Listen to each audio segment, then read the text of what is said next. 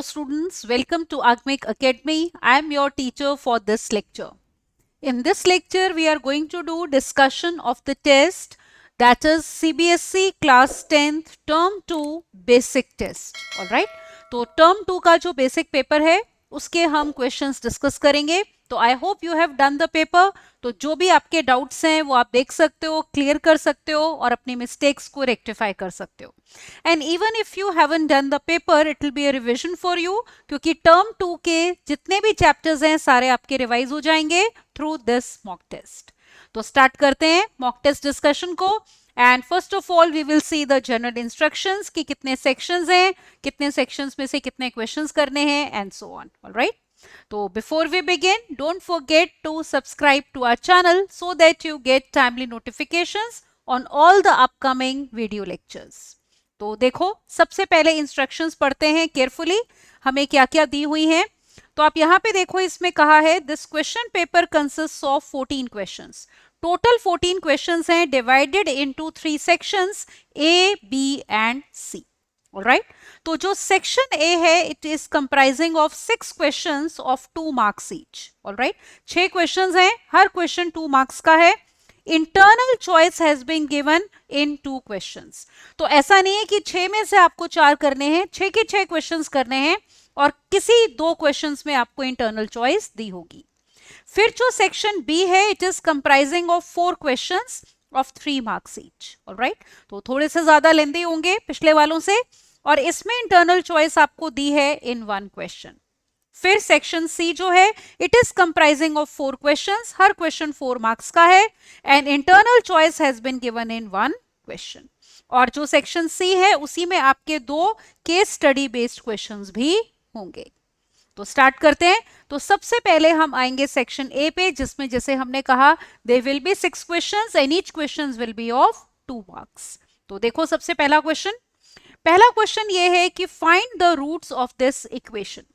तो let us write the equation now, जो हमें दी हुई है x upon x plus 1 plus x plus 1 upon x is equal to 34 upon 15. अब देखो, इस क्वेश्चन को करने के 2 मेथड्स हैं. सबसे पहला मेथड हम करते हैं, let us do the question by first method, जिसमें हम डायरेक्टली लेंगे इसका एलसीएम लेफ्ट साइड पे. तो लेफ्ट साइड पे एलसीएम ले लो. We have x plus 1 into x. Numerator में देखो क्या आ जाएगा, it will be x square plus x plus 1 का square. This is equal to 34 upon 15. Now cross multiply. So 15 into, ये ब्रैकेट्स ओपन कर दो, x square plus 2x plus 1. Right side पे देखो कितना आ गया, 34 into x square plus we have x. Let's simplify further. ये देखो कितना हो गया, 2x square into 15 that is 30x square plus we have 15 to the 30x plus 15. Look at the right side now, we have 34x square and plus 34x. तो quadratic बनेगी. देखो, let us take all the terms on the right hand side. तो हमारे पास ये आ गया 34x square minus 30x square that is 4x square. Similarly, plus 4x minus 15 is equal to 0. Alright, we are getting this. आप देखो, middle term आपने split करनी है, तो it will be 4x square plus 10x minus 6x minus 15 is equal to 0. From the first 2 terms, you can see we have 2x common. We are left with 2x plus 5. और फिर अगली 2 terms में minus 3 common low. Again, we have 2x plus 5 as 0. तो factorise हो गई हमारे पास equation 2x plus 5 into 2x minus 3. This is equal to 0. तो आप देखो, ये फैक्टर्स हम पुट करते हैं, either this factor will be 0 या फिर ये वाला फैक्टर 0 होगा. पहला फैक्टर 0 पुट करोगे, you will be getting x is equal to minus 5/2 या फिर x कितना आएगा 3/2. ऑलराइट, तो this is going to be the answer. तो 2 रूट्स क्या है, -5/2 एंड 3/2. अब देखो, इसी क्वेश्चन को करने का हमारे पास सेकेंड मेथड क्या होगा. Now look at the second method of doing this question. Alright, तो इक्वेशन देखो हमें क्या दी थी, x upon x plus 1 plus x plus 1 upon x. This is equal to 34 upon 15.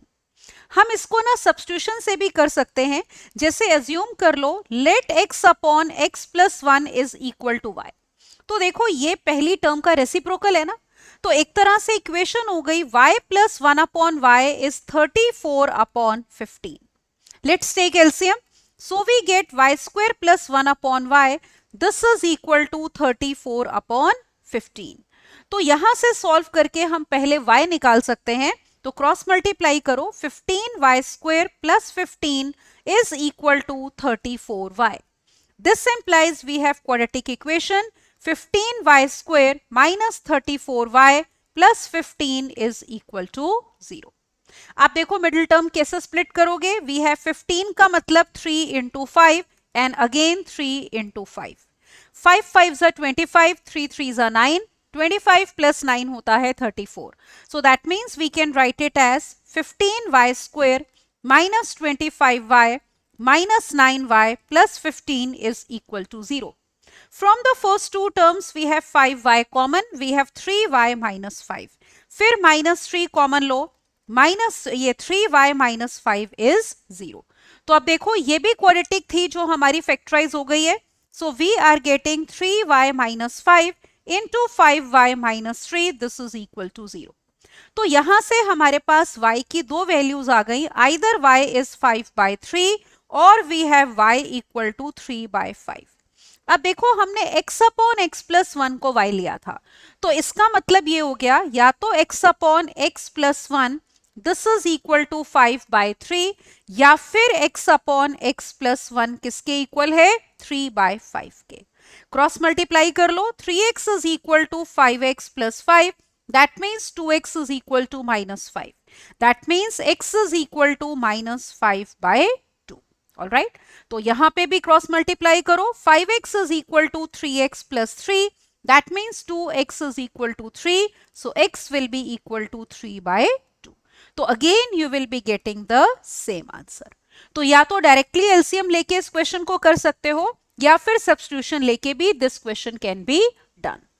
All right, तो I hope both the methods are clear to you. You can do any method in the exam, right. अगले question पे चलते हैं, जो कि इसी का है और का पार्ट। या तो आपने वो वाला पार्ट करना था, इंटरनल चॉइस याद है, सेक्शन 1 में 2 क्वेश्चंस में दी हुई है, तो पहले क्वेश्चन में दी है या तो वो करना है, या फिर क्वेश्चन ये है आपको एक क्वाड्रेटिक इक्वेशन दी है and you are given that it has equal roots and the question is to find the value of k।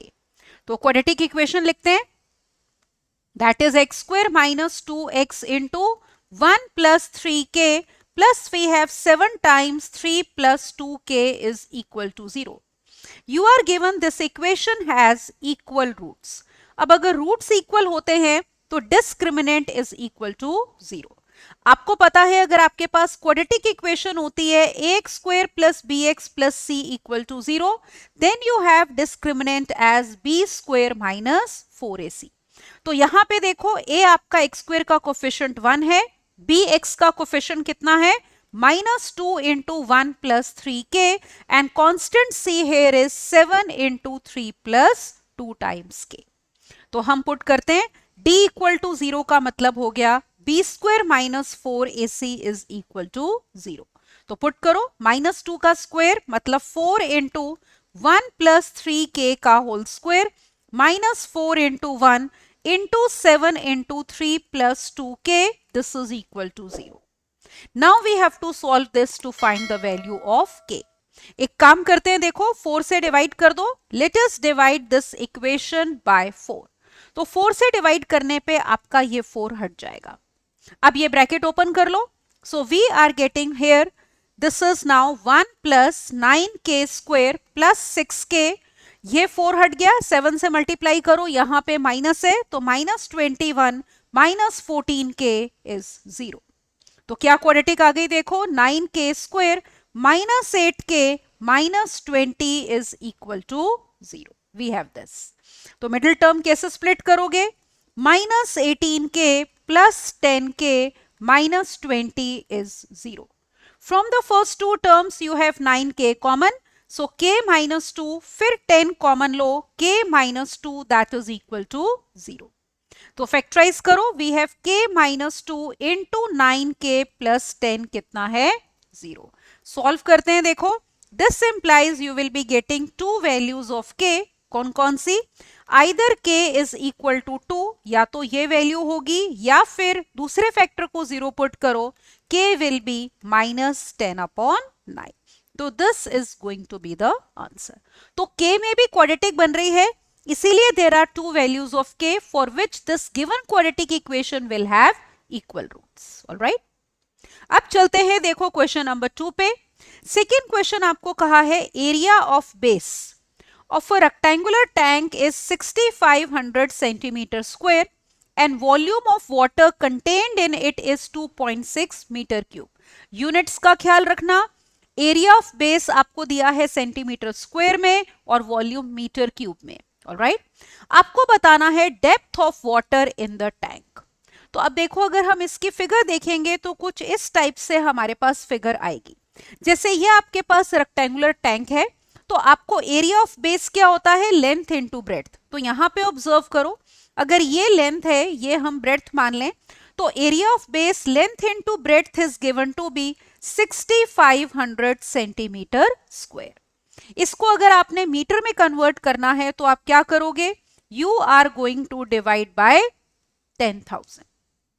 तो इतने मीटर स्क्वायर, दो जीरोस कैंसिल कर दो, तो we have 65/100 metre square as length into breadth. Alright, तो हमारे पास ये रिजल्ट है. अब देखो आगे क्या कहा है कि वॉल्यूम ऑफ वाटर, ये देखो इस टैंक में इतना पानी भरा हुआ है, ये वॉल्यूम ऑफ वाटर मान लो, अगर हम इसका v मान लें, तो we have volume of water, this is given to be equal to 2.6 metre cube, मतलब 26/10 मीटर क्यूब. ये हमें वॉल्यूम v दिया हुआ है. Alright, this is v.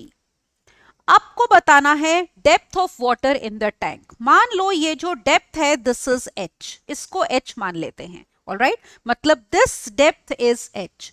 अब देखो जो पानी है वो भी तो क्यूबॉइड की शेप में है. ऑलराइट, तो उसका वॉल्यूम कितना होगा पानी का? Length into breadth into height. So we have volume of water, this will be equal to length into breadth into height. तो अब वैल्यूज पुट करो. वॉल्यूम ऑफ वाटर हमारे पास है 26/10. अब देखो यूनिट सेम है ना, ये भी मीटर्स में है, ये भी मीटर्स में है, तो this is equal to length into breadth is 65/100 और इनटू कितना? h. तो यहां से सॉल्व करते हैं. देखो कैंसिल क्या क्या हो रहा है, यहां पे आप कैंसिल करो, एक जीरो कैंसिल हो गया, 13 2 जा और 13 कितना? 5 जा. ऑलराइट, ये भी कैंसिल कर दो, 5 2 जा, क्रॉस मल्टीप्लाई कर लो, तो this implies we are getting h is equal to 2 2 जा 4 और यूनिट्स क्या आएंगे? मीटर्स, क्योंकि हमने पहले ही इन दोनों को किस में कन्वर्ट किया है? मीटर्स में. तो जो डेप्थ ऑफ वाटर है टैंक में वो कितनी है? 4 metres. That was question number 2. Right, I hope it's clear to you. अगले क्वेश्चन पे मूव करते हैं. Now look at question number 3. Third question here is find the median wages for the following frequency distribution. तो आपको देखो weekly wages दिए हैं class intervals की फॉर्म में और नंबर ऑफ वुमेन वर्कर्स मतलब फ्रीक्वेंसी दी है. हमें निकालना है मीडियन. तो इसके लिए देखो टेबल हमारा कुछ ऐसे बनेगा. Look at the table now. तो पहले क्लास इंटरवल्स आपको लिखने होंगे इस टेबल में. Late us write that down. तो हमारे पास है, अब देखो ये कॉन्टिन्यूअस नहीं है, इसको कॉन्टिन्यूअस बनाओगे तो 0.5 इसमें माइनस करते हैं लोअर लिमिट में और अपर लिमिट में 0.5 ऐड करते हैं, तो ये बन जाएगा 60.5 से 70.5. फिर इसी तरह से 70.5 to 80.5, then we have 80.5 to 90.5, similarly 90.5 to 100.5, फिर 100.5 से 110.5 और 110.5 से लेकर 120.5. अब फ्रीक्वेंसीज लिखो इसकी 5, 15, 20, 30, 20 एंड देन 8. अब मीडियन निकालने के लिए आपको क्या चाहिए होती है? क्यूमुलेटिव फ्रीक्वेंसी, जिसमें हम पिछली फ्रीक्वेंसी ऐड करते जाते हैं. तो ये है 5 plus 15 will be 20, 20 plus 20 will be 40, 40 plus 30 will be 70, 70 plus 20 90 और plus 8 98. तो सम ऑफ फ्रीक्वेंसी कैपिटल एन हमारे पास कितना आ गया 98। अब देखो मीडियन निकालने के लिए सबसे पहले आपको चाहिए मीडियन क्लास। मीडियन क्लास क्या होती है? जिसमें n बाय 2th ऑब्जर्वेशन लाई करती है। तो n बाय 2th ऑब्जर्वेशन का मतलब हो गया 98 बाय 2 मतलब 49th ऑब्जर्वेशन। अब वो उसके लिए मीडियन क्लास देखो, कैसे देखोगे? क्यूमुलेटिव फ्रीक्वेंसी 5 है, तो इसका मतलब है 1 से 5 ऑब्जर्वेशन तक जो वुमेन वर्कर्स हैं उनकी जो वेजेस हैं वो यहां से यहां तक है। 5 खत्म हो गया यहाँ पे, तो इसका मतलब 6 से 20th पोजीशन तक जो वर्कर्स खड़ी हैं उनकी वेजेस इसके बीच में है। फिर 20 खत्म हो गया, तो 21st से 40th पोजीशन तक जो वर्कर्स हैं उनकी वेजेस इस इंटरवल में है।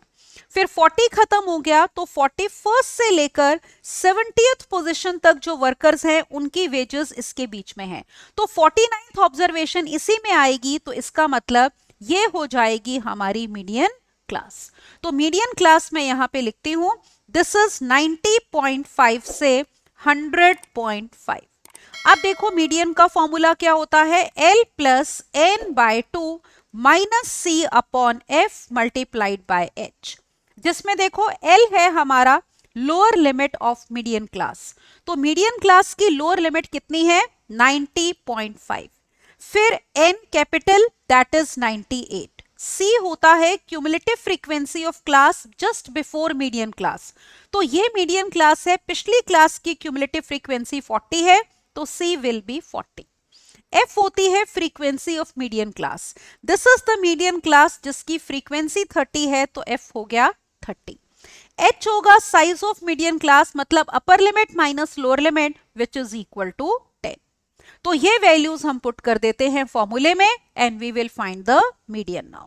तो देखो पुट करते हैं, तो we have m equal to 90.5 plus we have n by 2 is 49 minus c which is 40, f is 30 और इनटू कितना 10। This is equal to 90.5 plus ये 0 कैंसिल करो, 9 by 3 is 3, that means median is 93.5। This is going to be the answer. Alright, तो median कितना आ गया? 93.5। तो ये 3 कॉलम्स हमें चाहिए होते हैं मीडियन निकालने के लिए। तो ये था हमारा क्वेश्चन नंबर 3। अगले क्वेश्चन पे मूव करते हैं। Now look at question number 4 है, सीक्वेंस सीरीज का क्वेश्चन है एपी का। आपको कहा है fourth term of an AP is 0, तो प्रूव करना है कि 25th term is triple of 11th term. अब देखो इसमें हम एज्यूम कर लेते हैं, मान लो एपी में let first term be small a, alright.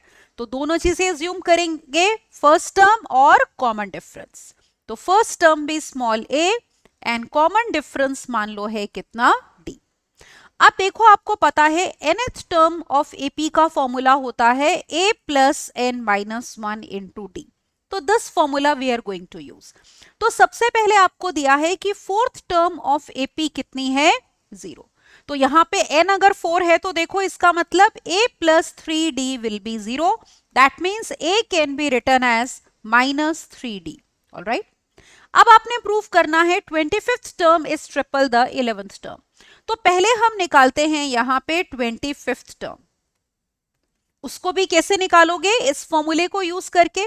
जो भी टर्म निकाल रहे हैं आप देखो d का कोफिशिएंट उससे पिछला नंबर है। तो जैसे फोर्थ टर्म में d का कोफिशिएंट 3 था, 25th टर्म में d का कोफिशिएंट हो जाएगा 24। a की वैल्यू पुट कर दो, तो it is minus 3d plus 24d, that means it is 21d। Then we are talking about 11th term. तो 11th टर्म निकालते हैं, अगेन d का कोफिशिएंट पिछला number that is 10। Now what is a? Minus 3d. Put करो. It is minus 3d plus 10d which is equal to 7 times d. तो आप observe करो, 21d को हम लिख सकते हैं 3 into 7d. Is it all right? तो 3 into 7d का मतलब ये हो गया कि आपके पास a25 है, 3 into 7d और 7d कितना है? 11th term. तो it is 3 times a11. So therefore we have shown that 25th term of AP is 3 times या thrice the 11th term. Alright? तो यही शो करना था, thrice मतलब ट्रिपल, कि 25th term ट्रिपल है 11th term की एपी में। ऑलराइट, अगले क्वेश्चन पे चलते हैं। Now look at question number 5। Fifth question में आपको कैलकुलेट करना है mode from the following data. You are given monthly salary in rupees and number of employees. Alright, तो देखो इसमें भी हम टेबल बनाएंगे। तो मोड के लिए हमें यही चाहिए होता है, ये देखो क्लास इंटरवल्स और फ्रीक्वेंसी खाली। तो क्लास इंटरवल्स क्या क्या दिए हैं आपको, 0 से लेकर 5000, देन वी हैव 5000 से लेकर 10000, ऑलराइट, देन वी हैव 10000 से लेकर 15000, देन 15,000 से लेकर हमारे पास सैलरी इन रुपीस है 20,000, फिर 20,000 से लेकर 25,000 और फिर 25,000 से 30,000। ऑलराइट, ये हो गया। अब देखो फ्रीक्वेंसी क्या गिवन है, 90, 150, then we have 100, then 80, then 70 and then 10। अब आपको निकालना है मोड। तो मोड के लिए सबसे पहले हम निकालेंगे what we call as modal class. Is it all right? Modal class क्या होती है? It is class interval with maximum frequency. अब आप देखो मैक्सिमम फ्रीक्वेंसी 150 है, तो ये हो गई हमारी मॉडल क्लास। ऑल राइट, तो मॉडल क्लास हियर इज 5000 से लेकर 10,000। अब देखो इसकी फ्रीक्वेंसी को हम डिनोट करते हैं किससे, F1 से। पिछली क्लास की फ्रीक्वेंसी F0 से और अगली क्लास की फ्रीक्वेंसी डिनोट करते हैं F2 से। और देखो फॉर्मूला क्या होता है मोड का, you know that the formula is given by, look here, mode is equal to L plus H into we have F1 minus F0 divided by 2 times F1 minus F0 minus F2। अब देखो symbols की meaning, L होता है lower limit of modal class. तो modal class की lower limit कितनी है हमारी, 5000। फिर H होता है size of modal class, upper limit minus lower limit, 10,000 minus 5000, this is again 5000। F1 जैसे मैंने कहा frequency of modal class it is 150। F0 होता है प्रीवियस क्लास की फ्रीक्वेंसी विच इज 90 और F2 होता है सक्सीडिंग क्लास की फ्रीक्वेंसी दैट इज 100। अब late us put the values and find the mode. तो यहां पे देखो अब मोड हमारे पास इक्वल टू आ गया, L is 5000 plus H is also 5000 into F1 is 150 minus F0 is 90 divided by 2F1 का मतलब 300 minus F0 which is 90 और minus F2 which is 100. So this is equal to 5000 plus we have 5000 into 150 minus 90 will be 60, 300 minus 190 कितना हो जाएगा 110। तो ये zeros आपकी cancel हो जाएंगी। तो ये अगर आप सॉल्व करोगे दिस विल बी 5000 प्लस कितना 30,000 और divided by 11। Alright, now if you divide 30,000 by 11 तो आपके पास अप्रोक्सीमेटली आएगा 2727.27।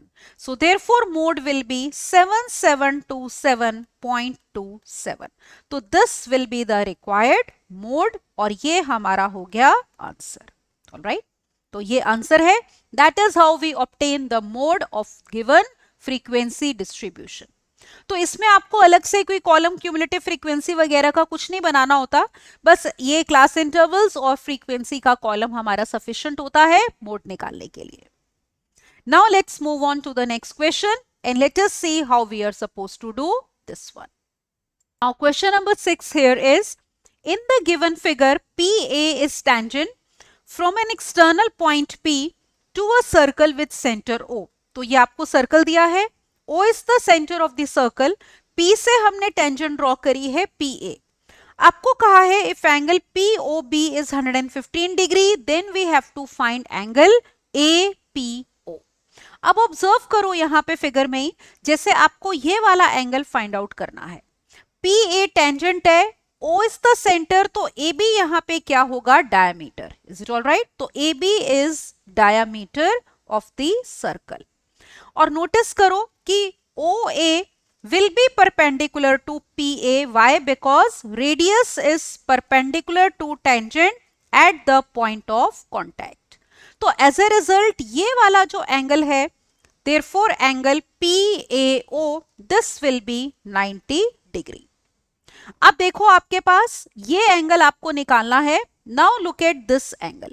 ये लीनियर पेयर बन रहा है तो angle POA plus POB will be 180 degree. तो हम यहां पे ये कहेंगे angle POA plus angle POB will be equal to 180 degree because they are forming a linear pair. Alright. तो स्ट्रेट लाइन है, AB डायमीटर है, तो sum will be 180 degree. That means angle POA plus 115 degree. This is equal to 180 degree.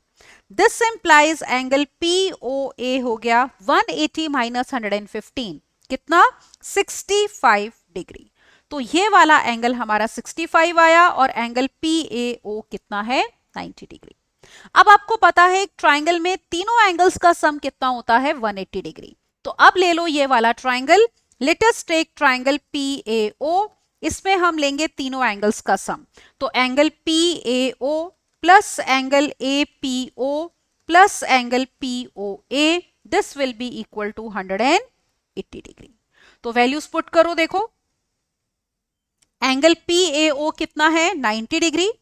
फिर angle APO आपने निकालना है और POA is 65 degree. This sum is 180 degree.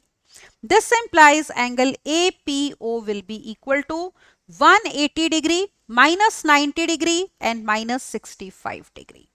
So this will be 90 minus 65. This implies angle APO is equal to 25 degree. That is going to be the answer. Alright. तो answer हमारा कितना आ गया 25 degree. तो देखो ये वाला एंगल हमें निकालना था. This angle was to be obtained. So this is coming out to be 25 degree. Clear? अब देखो 6 क्वेश्चन में आपको चॉइस दी है, या तो ये पार्ट करना है या फिर इसका ये वाला पार्ट करना है. What is that? In the given figure, PA and PB are tangents to the given circle such that PA is 5 centimeters. और एक एंगल APB आपको 60 डिग्री दिया है तो आपको कॉर्ड AB बताना है. अब देखो आपको पता है PA और PB अगर टेंजेंट्स हैं तो PA किसके इक्वल होगा PB के, because lengths of tangents from external points are equal. Alright. Lengths of tangent from external point are equal. अब एक ट्राइंगल में आपको पता है कि अगर दो साइड्स इक्वल होती हैं देखो तो उनके अपोजिट एंगल्स भी इक्वल होंगे. तो PB के अपोजिट ये वाला एंगल हो गया और PA के अपोजिट ये वाला एंगल हो गया. तो let us write this implies angle PAB will be equal to angle PBA. Why? Because angles opposite to equal sides are equal. तो angles opposite to equal sides in a triangle are equal. Now observe कि एक triangle में तीनों angles का सम 180 degree होता है. अब लो triangle PAB, तो इसमें तीनों एंगल्स का sum angle PAB plus angle PBA और plus angle APB this will be equal to 180 degree. अब देखो APB एंगल आपको कितना दिया है 60 डिग्री. एक काम करते हैं, इसको x मान लो, इसको भी x मान लो. तो मान लेते हैं कि ये एंगल कितना है, सपोज x है हमारा. तो ये हो गया x plus 60 degree. This is equal to 180 degree.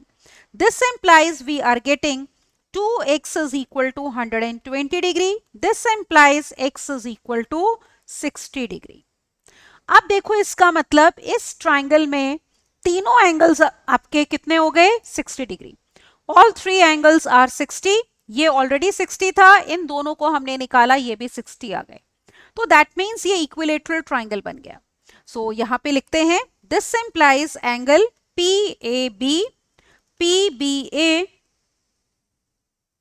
और जो एक एंगल हमें दिया था APB, all three are equal to each other.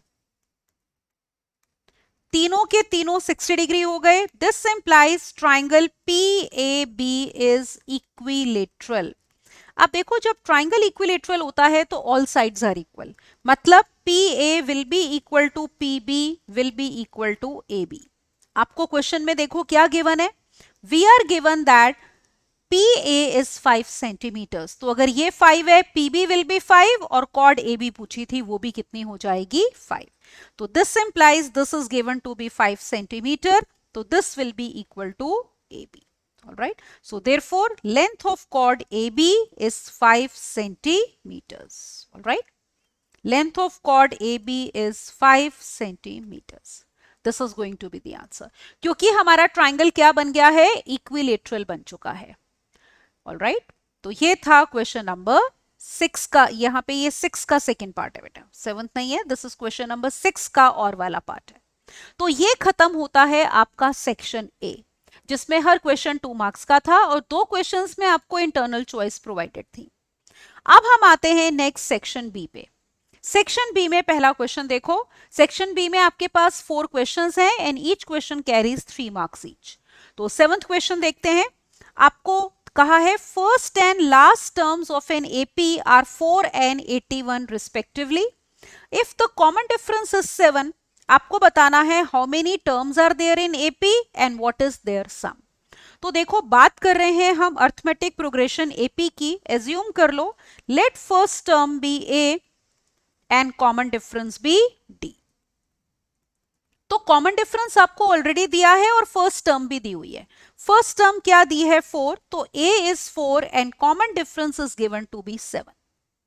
आपको बताना है पहले तो कितनी टर्म्स हैं, तो हम एज्यूम कर लेते हैं let there be n terms in AP. Is it all right? तो अगर n टर्म्स हैं तो इसका मतलब last term will be equal to nth term. Is it all right? तो ये आपको कितनी दी है देखो 81. तो last term is given to be 81. अब nth टर्म का हम फॉर्मूला अप्लाई करते हैं कि nth term is a plus n minus 1 into D, that is 81. Put करो a और d की वैल्यूज. तो a हमारे पास 4 है और d की वैल्यू कितनी है 7. So we have 4 plus n minus 1 into 7. This is equal to 81. Now take 4 on the other side. तो n minus 1 into 7 will be 77, means n minus 1 is 11. That gives you value of n as 12. तो इसका मतलब number of terms आपकी 12 आ गई. फिर आपको उनका सम भी चाहिए. आप देखो sum up to n terms का फॉर्मूला एक ये होता है number of terms by 2 into a plus l, where l means last term. All right? जो कि आपको दी हुई है 81. तो n भी हमारे पास आ चुका है. तो n कितना है 12, तो it is 12 by 2. First term was 4 and last term was 81. This is 2 से कैंसिल करो तो दैट मीन्स 6 into 85. All right? तो 6 into 85 if you calculate that will give you 510. तो देखो दोनों चीजें आ गई तो हम एंड में लिख देते हैं. देयरफॉर नंबर ऑफ टर्म्स जो एक आपको पूछा था that is coming out to be 12 और sum of terms दूसरी चीज हमें पूछी गई थी that is coming out to be 510. तो ये हमारे पास है इस क्वेश्चन का आंसर. ठीक है, number of terms 12 and some is 510. तो दिस वाज सेक्शन बी का पहला क्वेश्चन. अगले पे चलते हैं. Look here, question number 8. आपको कहा है, अब ये हाइट्स एंड डिस्टेंसेस का क्वेश्चन है, मतलब applications of trigonometry. Let's see what it is. Question is the angle of elevation of the top of an unfinished tower at a distance of 75 meters from it base is 30 degree. मतलब अभी complete नहीं हुआ है tower, unfinished है. तो एक point base पे अगर हम 75 meters दूर लें, वहां से एंगल ऑफ एलिवेशन मतलब नीचे से ऊपर देख रहे हैं, तो दैट इज 30 डिग्री.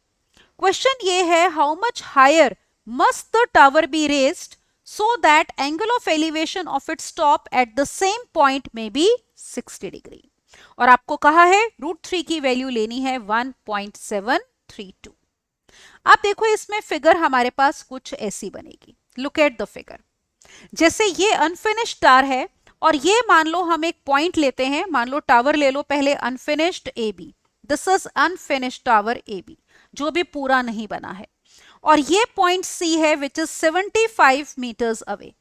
तो यहां से एंगल ऑफ एलिवेशन पहले कितना था, 30 डिग्री। फिर पूछ रहे हैं कितनी हाइट बढ़ा दें। अब मान लो ये पॉइंट है हमारे पास डी, तो कितनी हाइट बढ़ाएं so that this total angle of elevation from the same point is now 60 degree. तो आपको ए डी फाइंड आउट करना है। Is it all right? That is the question. तो हम एज्यूम कर लेते हैं let A D be equal to say small h metres. तो ये हमारे पास स्मॉल एच हो गया। एक हम इसको एज्यूम कर लेते हैं let A B be equal to say x metres. मान लो ये हमारे पास एक्स मीटर्स है। अब देखो ये 90 डिग्री है, isn't it? This is 90 degree, ये वर्टिकल है और ये हॉरिजॉन्टल है। Look here, this is the same straight line. ये हमारे पास पूरी एक स्ट्रेट लाइन है which is perpendicular to the base. Alright, तो दो राइट ट्राइंगल्स हमने लेने हैं, एक एक करके दोनों लेते हैं। तो सबसे पहले यहां पे लो ट्राइंगल, छोटे वाला हम ले लेते हैं, कौन सा, ए बी सी। तो let me take triangle A B C. अब देखो we are interested in perpendicular and base, तो हमें tan रेशो में इंटरेस्ट है और एंगल 30 डिग्री है। तो इस ट्राइंगल में tan 30 degree will be perpendicular A B upon base कितना, B C. tan 30 degree is 1/√3, A B हमने x अज्यूम किया है और ये है 75। यहां से x निकाल लेते हैं, this is equal to 75/√3. Look here, 75 is 25 into 3/√3. तो √3 कैंसिल कर दो, तो that means we have x equal to 25√3 meters. ये x आ गया। Alright?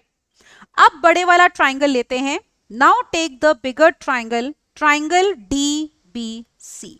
ये पूरा बड़ा ट्राइंगल, इसमें भी we are interested in perpendicular and base. तो let us take tan 60 degree. tan 60 degree will be perpendicular DB upon base कितना, BC। DB कितना है देखो, DA plus AB मतलब H plus X और base is 75। Now let's simplify further। अब आप notice करो tan 60 डिग्री होता है √3, this is H plus x divided by 75, cross multiply कर लो, तो 75√3 is equal to h plus x। This implies h will be 75√3 minus x। अब x की वैल्यू हम यहां पे पुट कर देंगे, तो h will be equal to 75√3 minus 25√3, that means we have h equal to 50√3 metres. तो इसमें √3 की वैल्यू हमने पुट करनी है, देखो, तो लेट अस पुट नाउ। तो that means h is equal to 50 into 1.732, ये पुट करेंगे तो it will come out to be 86.6 metres. That is going to be the answer. Alright, इतनी हाइट और बढ़नी चाहिए टॉवर की, सो दैट सेम पॉइंट से उसके टॉप का एंगल ऑफ एलिवेशन कितना हो जाए, 60 डिग्री। तो पहले उसी पॉइंट से एंगल ऑफ एलिवेशन 30 था जब टावर अनफिनिश था, पूरा करना है तो यहां तक हाइट उसकी बढ़ानी पड़ेगी। राइट, अब देखो 8th क्वेश्चन में या तो आपने ये पार्ट करना है, याद है ना सेक्शन बी में एक क्वेश्चन में इंटरनल चॉइस गिवन है, तो इस वाले क्वेश्चन में गिवन है या तो ये करो या फिर एक क्वेश्चन और दिया है, अगेन हाइट्स एंड डिस्टेंसेस का ही है।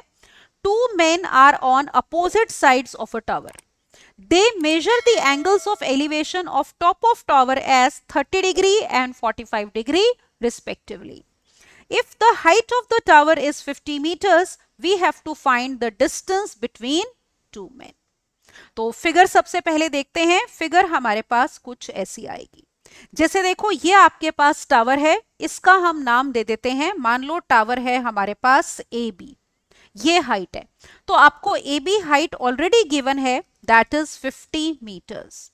अब 2 men are on opposite side of the tower, मान लो एक यहां पे है जिसका पॉइंट मान लो ये C हो गया और एक यहां पे है, दैट इज D।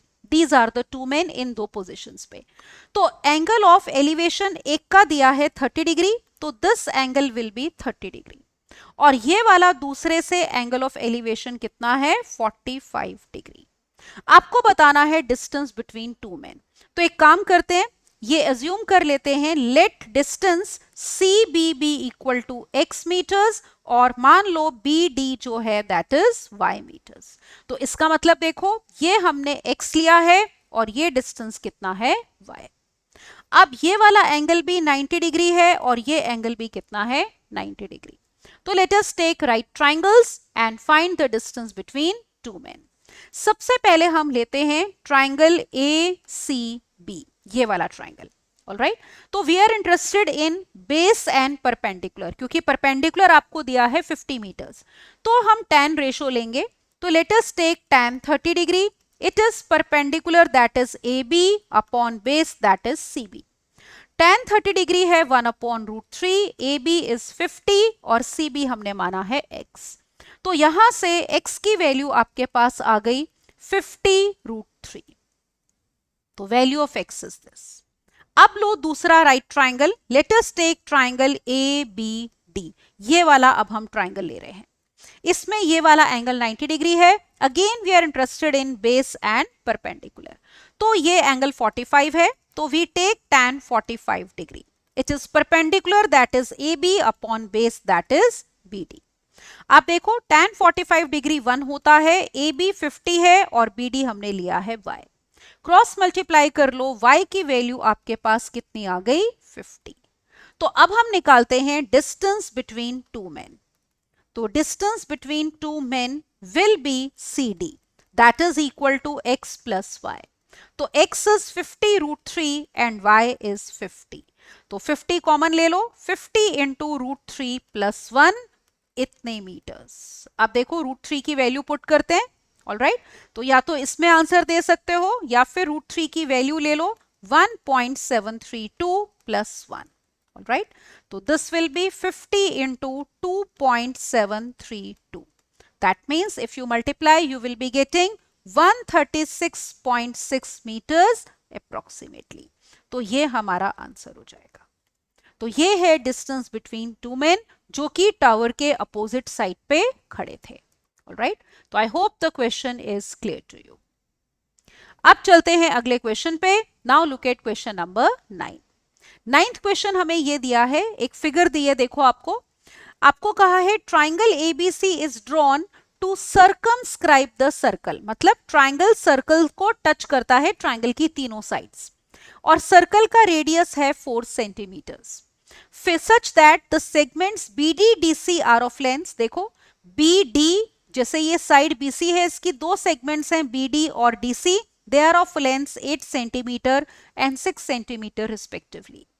आपने क्या निकालना है, length of sides AB and AC। Triangle की रिमेनिंग जो दो साइड्स हैं उनकी लेंथ बतानी है। अगर एरिया ऑफ ट्राइंगल ABC है 84 सेंटीमीटर स्क्वायर। अब देखो इसमें हम फिगर में देखो क्या करने वाले हैं, हम ये दो साइड्स ज्वाइन करते हैं। कौन कौन सी, एक तो CO ज्वाइन कर दो OB, और इवन AO को भी ज्वाइन करो। ये हमने ज्वाइन कर दिया। Is it all right? अब देखो ये जो ट्राइंगल है पूरा ABC, ये तीन ट्राइंगल्स में डिवाइड हो गया, COB, BOA और AOC।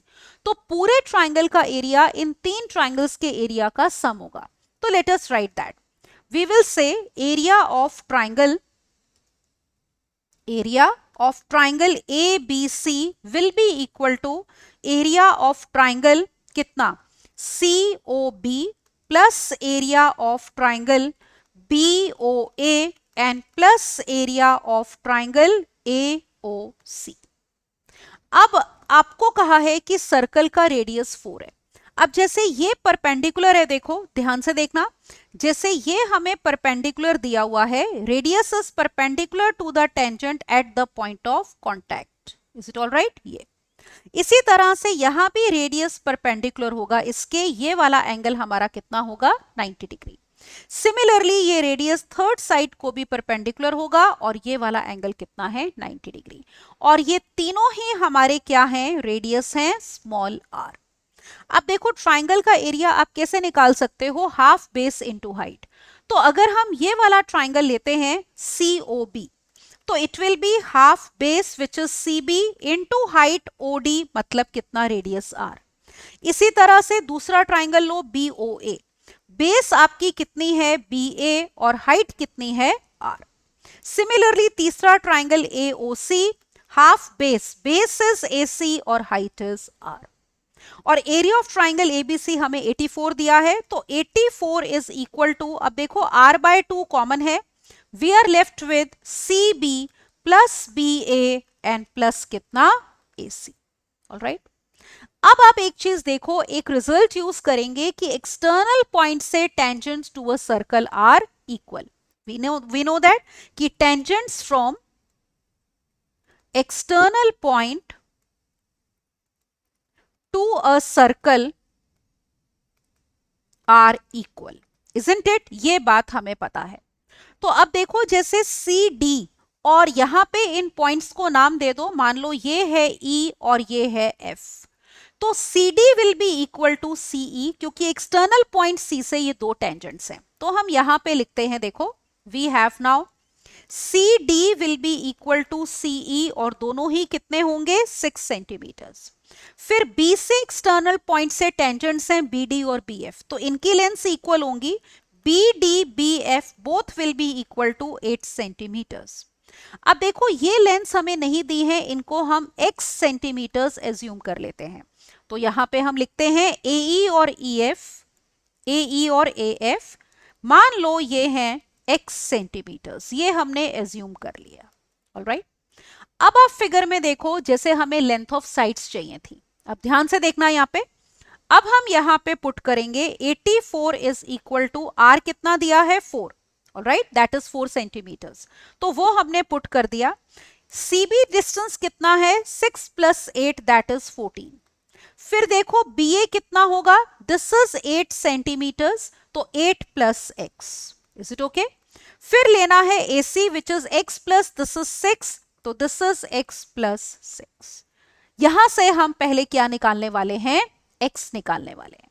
तो देखो निकालते हैं, we have 84 is equal to, ये 2 टाइम्स हो गया, वी हैव 2x प्लस 14 2 ज़ा 28, 2 फिर से कॉमन ले लो तो बाहर 4 आ गया, दिस इज x प्लस 14, 4 से कैंसिल करो, दिस इज 21, तो x will be equal to 21 minus 14 that is 7। तो अब हमें दो लेंथ्स चाहिए थी, देखो कौन कौन सी, AB और AC। AB था हमारा x प्लस कितना, ये देखो 8, that means it is equal to, ये देखो फिगर में AB was x plus 8, all right, तो that is 7 plus 8, तो this is 7 plus 8 that is equal to 15 centimeters। फिर AC जो है that is x plus 6, that means 7 plus 6 which is equal to 13 centimeters। तो this is the required answer। तो triangle की जो remaining दो sides हैं वो आपने उनकी लेंथ बतानी थी, तो वो हमने यहाँ पे निकाल ली। ऑलराइट, दो रिजल्ट यूज किए हैं कि एक तो ये radius is perpendicular to the tangent, उससे ट्राइंगल का एरिया निकाला है, और एक ये कि tangents drawn from external point to a circle are equal. Alright, आगे चलते हैं। Now look at question number 10। Let us see how we are supposed to do this question number 10। So question number 10 here is, find the number of integers, कितने integers हैं between 50 and 500 which are divisible by 7।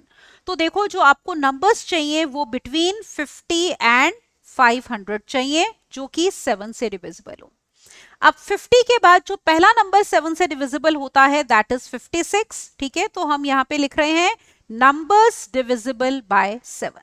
Then we will have 63, ठीक है, फिर 70 and so on. अब देखो 500 अगर आप divide करते हो 7 से वो डिविजिबल नहीं है, आखिरी नंबर जो इससे डिविजिबल होगा दैट विल बी 497। ऑलराइट, तो 497 को अगर आप 7 से डिवाइड करोगे तो obviously you will be getting 71। अब देखो आपको सबसे पहले ये देखना है कि ये जो सीक्वेंस है ये क्या बन रही है, AP, क्योंकि इसमें अगर हम नोटिस करें हमारे पास फर्स्ट टर्म जो है दैट इज 56 और common difference is equal to 7, और एज्यूम कर लेते हैं let these be n terms. मान लो ये कितनी टर्म्स हैं, n टर्म्स हैं। तो आखिरी टर्म 497 है, so therefore last term will be equal to nth term, alright, which is equal to 497। अब nth टर्म का फॉर्मूला लगाते हैं, a plus n minus 1 into d, this is 497। Put करते हैं, we have the value of a as well as that of 7, तो पुट कर दो यहां पे। So we have 56 plus n minus 1 into 7, this is equal to 497। चाहो तो पूरे को डिवाइड कर दो किससे, 7 से, तो 7 से डिवाइड करके हमारे पास आ गया 7 8 जा, this is n minus 1 and this is equal to 71. This means we have n plus 7 is equal to 71. तो n will be equal to 71 minus कितना, 7. तो this gives you value of n to be equal to 64. तो n की value 64 आ गई।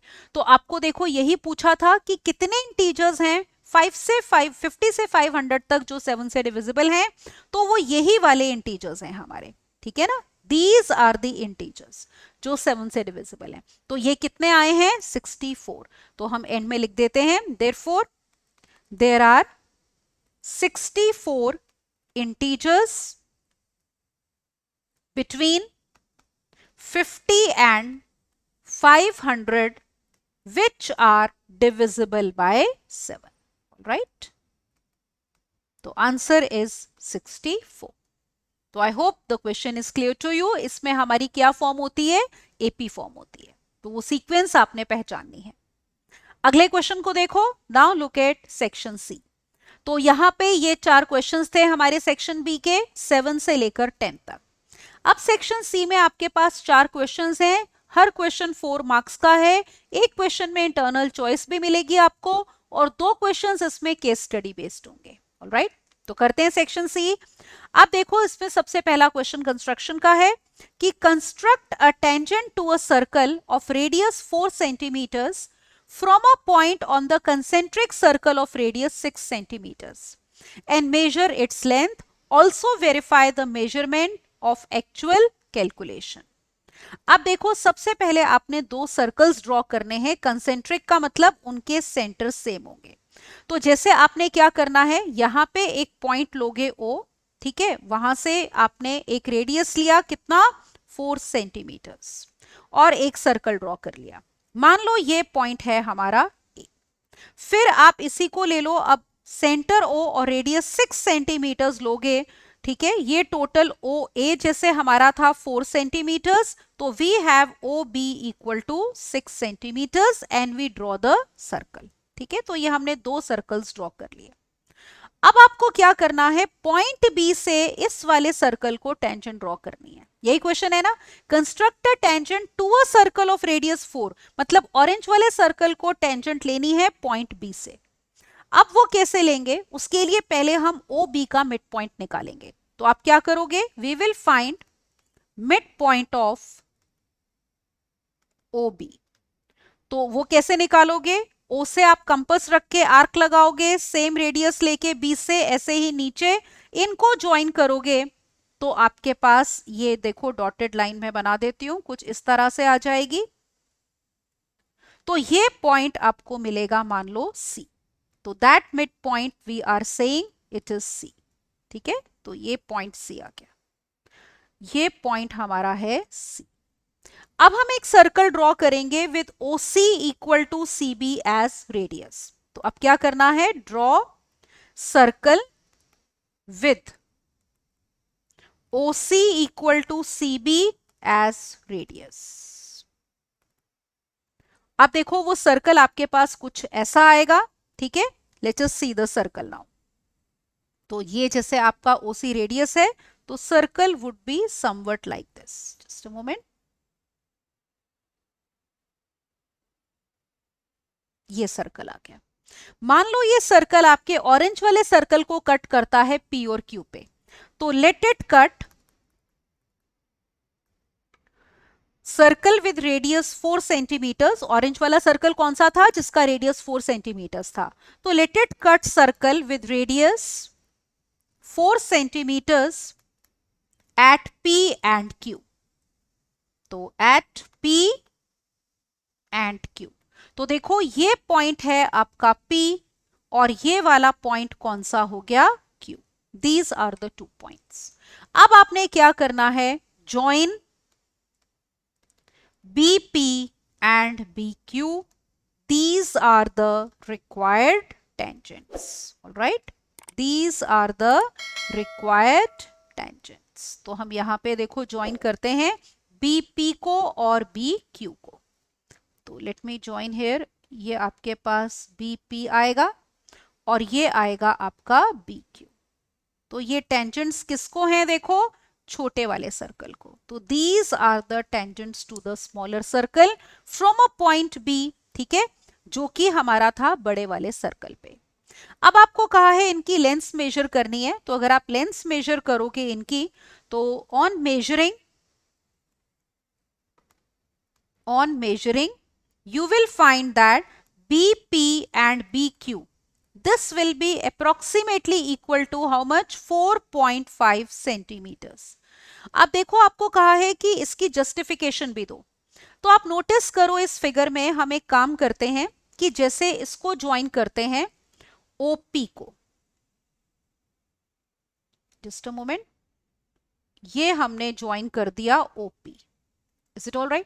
अब देखो ये radius है, BP टेंजेंट है, तो ये वाला एंगल कितना होगा, 90 degree. Isn't it? This is 90 degree.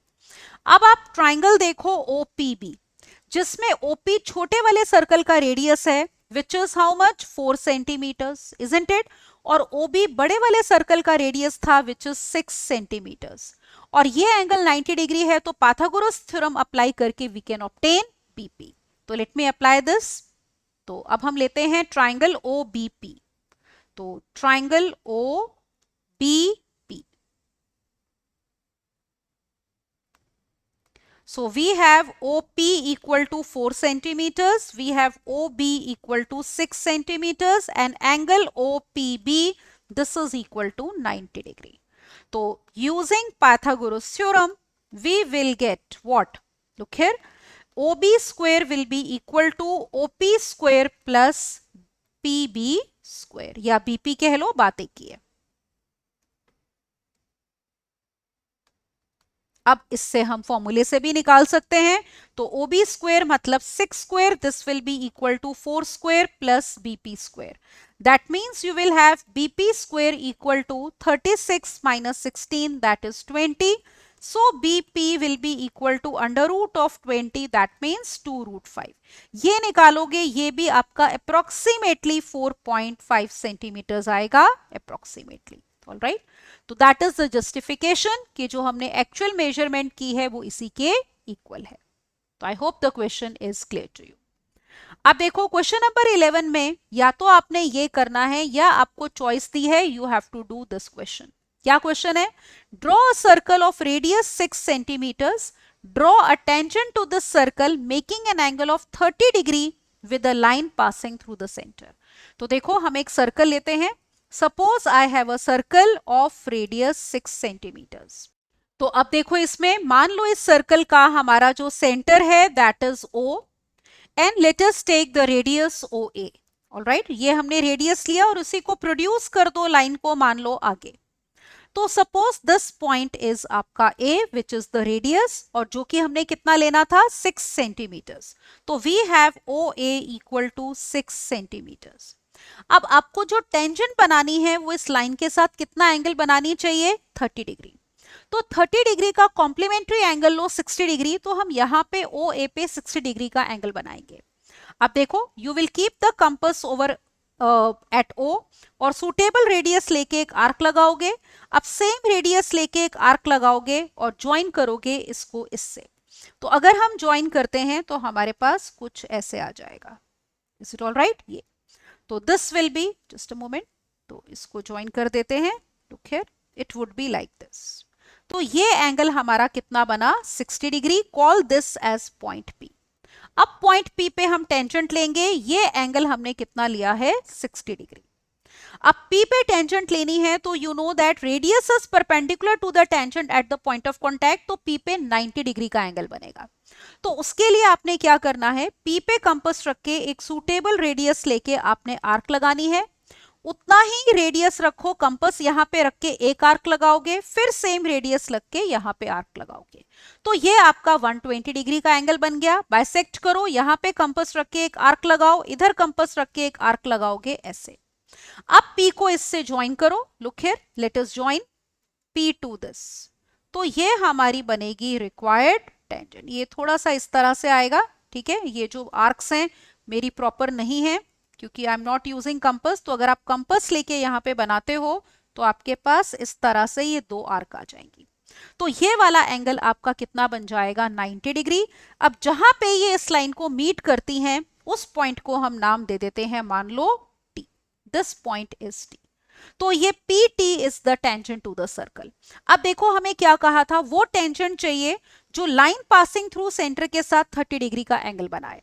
अब आप नोटिस करो यहां पे ट्राइंगल POT में आपके पास एंगल OPT इज 90 डिग्री जो कि हमने ड्रॉ किया है, फिर हमने एंगल POT भी ड्रॉ किया था 60 डिग्री।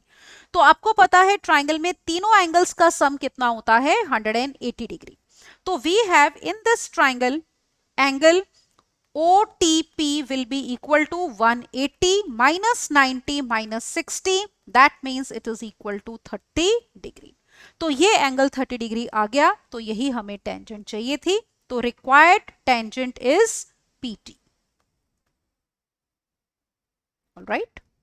तो PT is the required tangent which is making an angle of 30 degree with a line passing through the center। तो I hope question number 11th का और वाला पार्ट क्लियर है। अब आगे बढ़ते हैं और चलते हैं क्वेश्चन नंबर 12th पे। In 12th question we are given कि calculate the mean for the following data. अब ध्यान से देखो, आपको marks obtained less than 10, less than 20, less than 30 इस फॉर्म में दिए हैं, मतलब ये क्यूमुलेटिव फ्रीक्वेंसी दी है। Is it all right, number of students.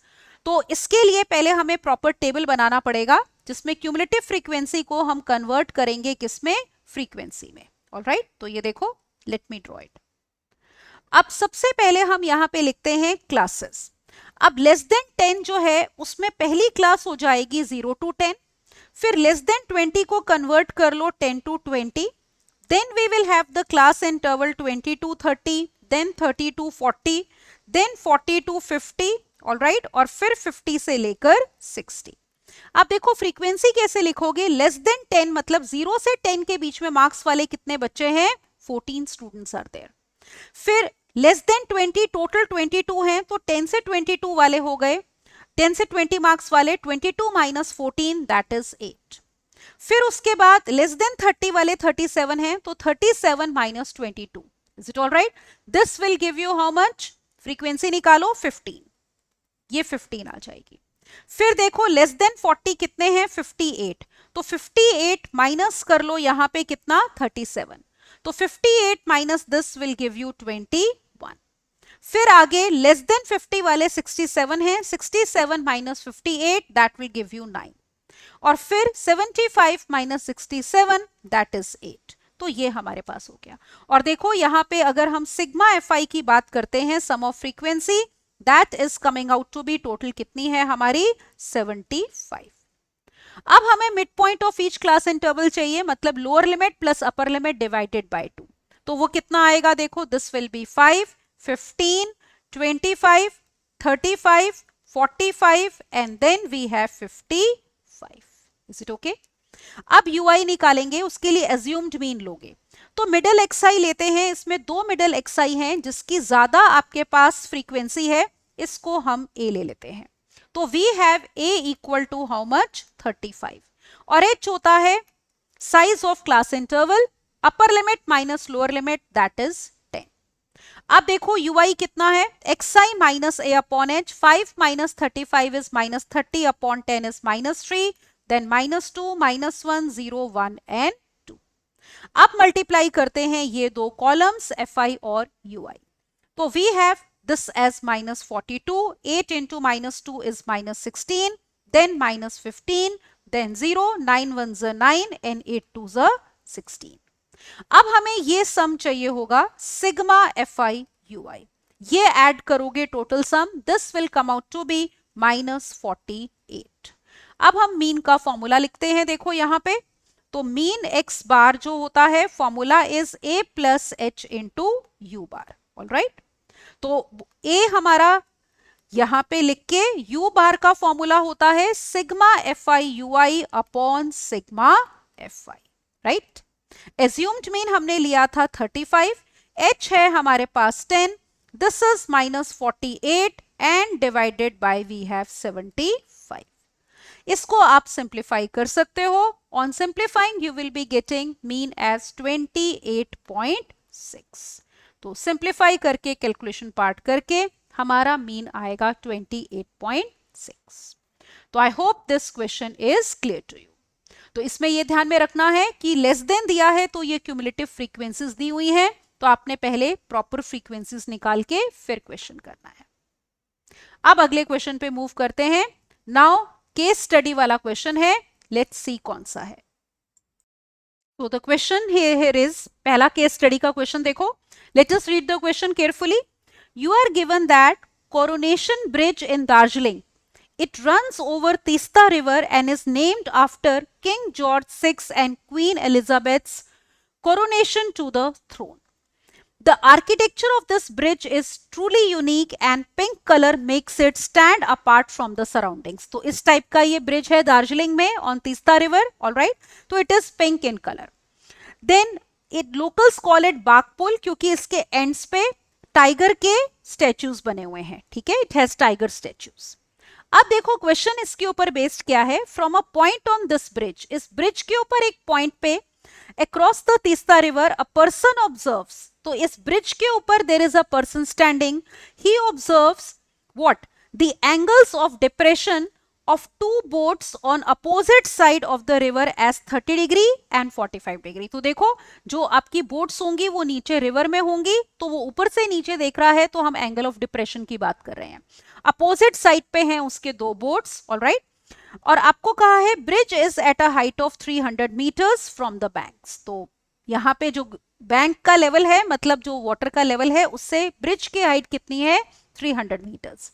Now this question has two parts.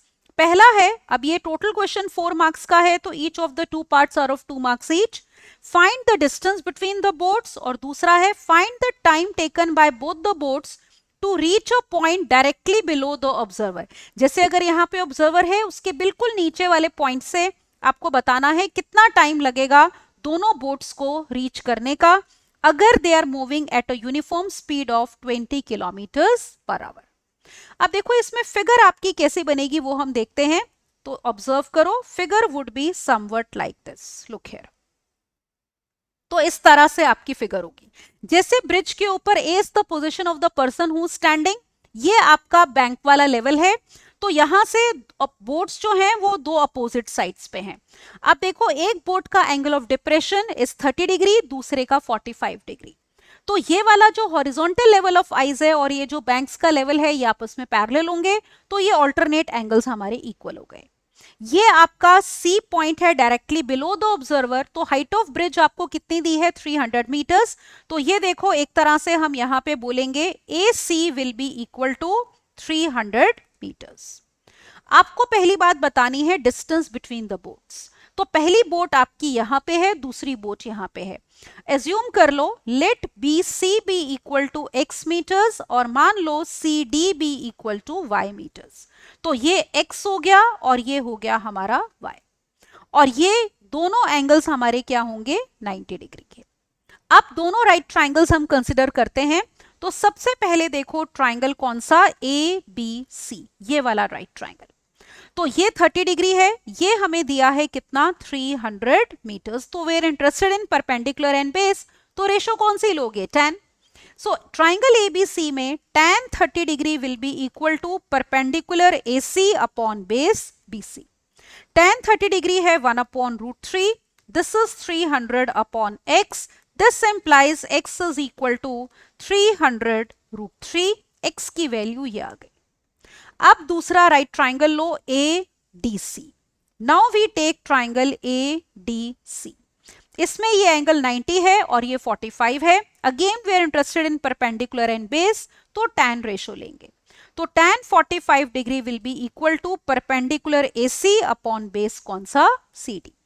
tan 45 degree 1 है, AC इज 300 और CD कितना है y। तो क्रॉस मल्टीप्लाई कर लो, y is equal to how much, 300, right.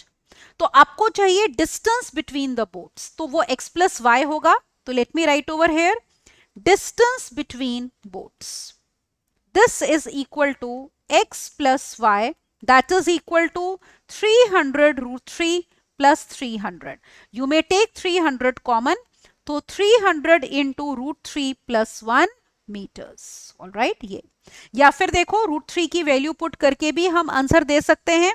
तो this will be equal to 300 into 1.732 plus 1, that means 300 multiplied by 2.732, alright. ये solve करोगे, this will come out to be 819.6 metres.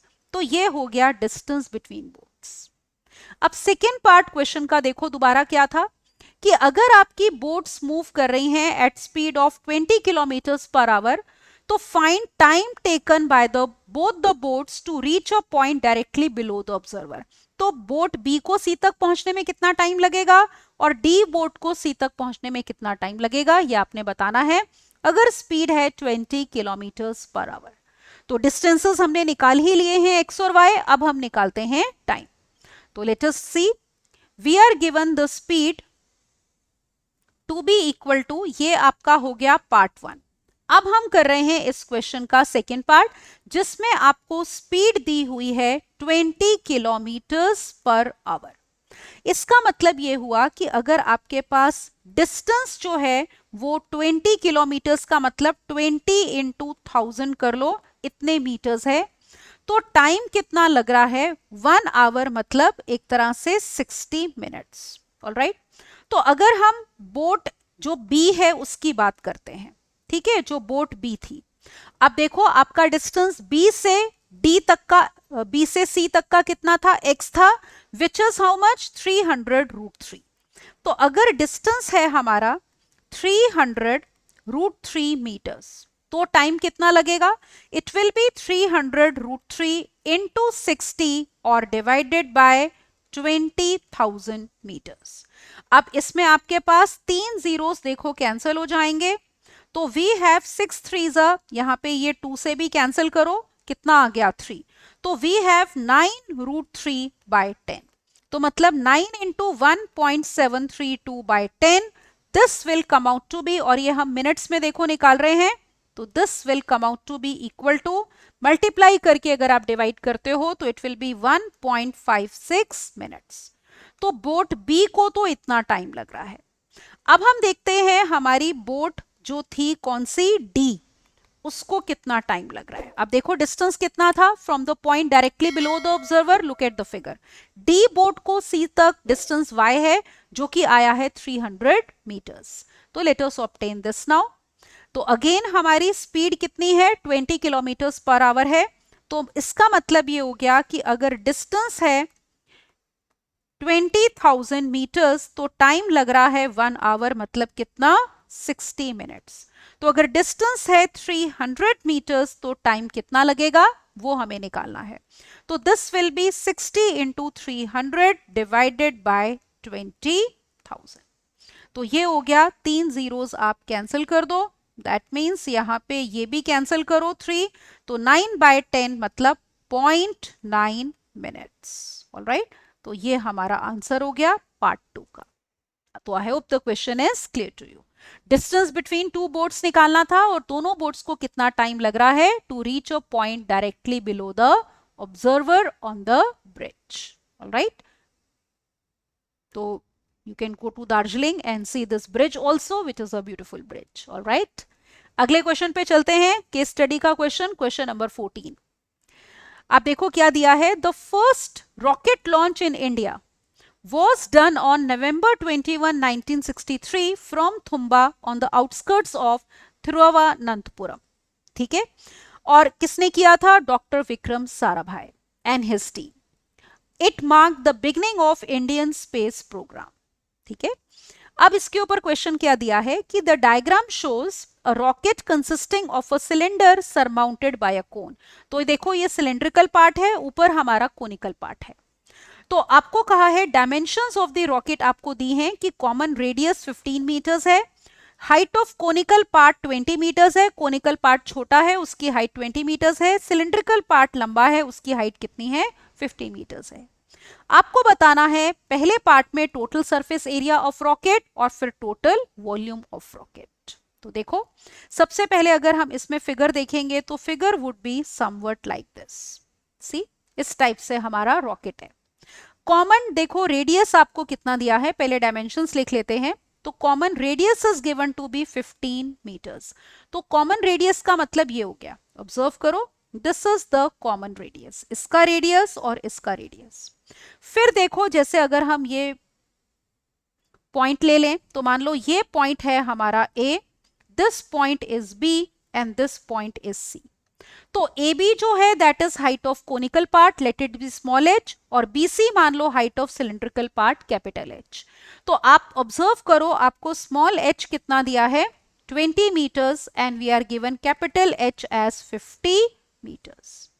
पहला part question का करते हैं, that is total surface area of rocket. Alright, total surface area of rocket. अब देखो ये क्या होगा, एक तो नीचे ये सर्कुलर पार्ट है इसका एरिया, तो area of base circle plus क्या होगा सिलेंड्रिकल पार्ट का कर्व्ड सरफेस एरिया, तो plus curved surface area, CSA means curved surface area of cylinder. ठीक है, ये लेना है हमने। और फिर क्या लेना है, कोनिकल पार्ट का कर्व्ड सरफेस एरिया, तो curved surface area of cone. Is it okay? अब देखो ये हम ले रहे हैं जैसे small r, this is small r, alright, ये भी कितना है स्मॉल r, और मान लो कोनिकल पार्ट की जो स्लांट हाइट है वो कितनी है L है। देखो इसकी जरूरत हमें क्यों पड़ेगी, आप यहाँ पे देखो जैसे बेस का एरिया वो सर्कल है जिसका रेडियस r है, it will B pi r square. फिर सिलेंडर का कर्व्ड सरफेस एरिया होगा 2 पाई r इंटू कैपिटल H।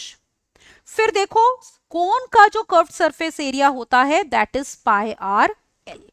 तो हमें पहले l निकालना पड़ेगा, h और r है हमारे पास। अब आप देखो इसमें पाइथागोरस थ्योरम अगर हम अप्लाई करते हैं, यहां पे ऑब्जर्व करो, तो l square will be equal to h square plus r square, that means 20 square plus 15 square that is equal to 400 plus 225 which is equal to 625. तो that means L will be equal to 25 meters. तो जो slant height है conical part की rocket के वो है 25. तो अब हम values put करते हैं यहाँ पे. Look here. Now let me put the values. तो this is equal to, अब पहले ना जो कॉमन है वो कॉमन ले लो, पाई इंटू आर हमारा कॉमन है, we are left with r plus 2h और plus l. Pi we can take 22 by 7, radius is 15, सब कुछ मीटर्स में है ना, यूनिट सेम होने चाहिए। r is 15, 2 times capital H is 100 और हमारे पास l कितना आया है 25. Now let us solve it further. So this is equal to 22 by 7 into 15 multiplied by, this is 140. तो 7 को कैंसिल कर दो, 7 2s, is it all right, ये हो गया। तो दैट मीन्स इट इज इक्वल टू कितना 22 multiplied by 300 which is equal to 6600 और units will be metre square. तो ये पार्ट 1 का आंसर है, that is total surface area of rocket. All right, ये देखो यही हमें पूछा था, total surface area of rocket. अब सेकेंड पार्ट है टोटल वॉल्यूम ऑफ रॉकेट आपने बताना है, तो let us take that. Now let us do part 2। तो पार्ट 2 में हमें चाहिए टोटल वॉल्यूम ऑफ रॉकेट। अब देखो ये होगा आपका volume of cylindrical part plus volume of conical part. तो volume of cylinder plus volume of cone. Cylinder के वॉल्यूम का क्या फॉर्मूला होता है, पाई आर स्क्वायर एच, तो we have pi are square, height capital H है, और कोन का 1/3 पाई आर स्क्वायर और कोन की हाइट है h, रेडियस दोनों का सेम है। अब इसमें हम एक काम करते हैं, pi are square by 3 common लेते हैं, तो we are left with 3 times capital H plus small h. तो let's put the values now. तो दिस इज 22 बाय 7, r कितना था 15, तो 15 इंटू 15 अपॉन 3. कैपिटल H कितना था देखो, capital H was given to be 50 और स्मॉल h 20. तो 53 are 150 and this was how much 20. अब देखो इसमें क्या क्या कैंसिल हो गया आपका, यहाँ पे 3 5s 15 is getting cancelled. तो that means it is equal to now 22 into 75 into 170 or divided by 7. This you can simplify, it will give you 40071.43 metre cube. तो ये हमारे पास आएगा क्या, वॉल्यूम ऑफ सिलेंडर रॉकेट, जो कि सिलेंड्रिकल पार्ट का volume है और कोनिकल पार्ट का वॉल्यूम है. ठीक है, तो ये क्वेश्चन बेस्ड था हमारे इंडिया के फर्स्ट रॉकेट लॉन्च के ऊपर based. You know there is a web series also based on this rocket launch. You can watch it. All right. तो ये हमारा हो गया क्वेश्चन नंबर 14. तो 14 क्वेश्चंस थे, तो we have discussed all the questions here, right? तो अब देखो कोई भी आप अगर मॉक टेस्ट कर रहे हो तो सबसे पहली चीज तो ये है, टाइम लिमिट के हिसाब से करो और पूरा प्रॉपर करना है.